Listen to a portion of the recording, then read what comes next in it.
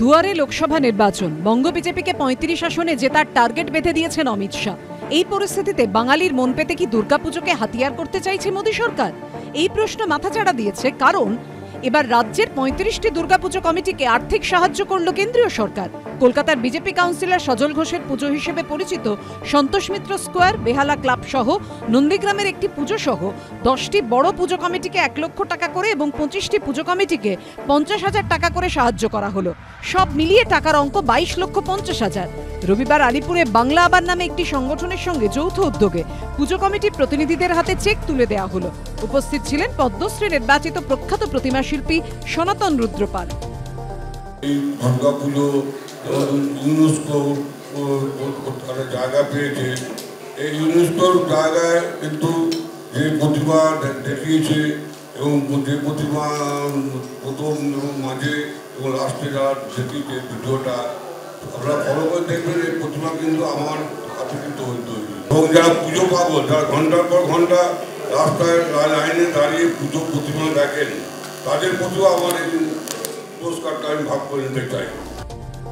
বিগত কয়েক বছর ধরে রাজ্যের দুর্গাপুজো কমিটিগুলিকে অনুদান দিয়ে আসছে মমতা বন্দ্যোপাধ্যায়ের সরকার।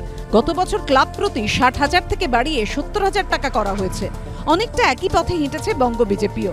গত বছর জেলাভিত্তিক পুজো কমিটিকে 30 থেকে 80,000 টাকা করে দেওয়া হয়েছে।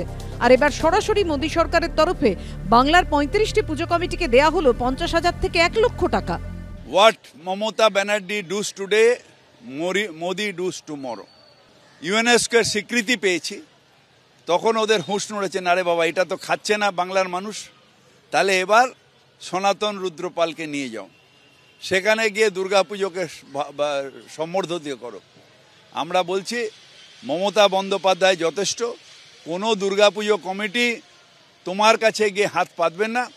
খয়রাতি মানে কি, যিনি গ্রহণ করছেন তার মধ্যে অনেক লোভ থাকে এবং সেই টাকাগুলোকে কিভাবে অন্য জায়গায় ব্যবহার করা যায় সেই জন্য।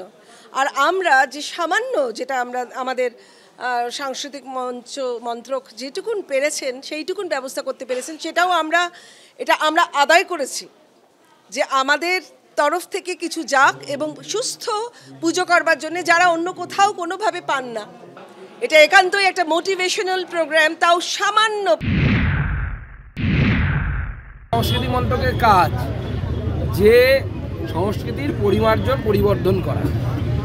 তো যেহেতু বাংলার দুর্গাপুজো কেন্দ্রীয় সরকারের সহযোগিতায় এবং সংস্কৃতি দপ্তরের সহযোগিতায় ইউনেস্কোর হেরিটেজ তকমা পেয়েছে, দুর্গাপুজো পেয়েছে, মাইন্ড করবে দুর্গা উৎসব না, দুটোর মধ্যে পার্থক্য আছে।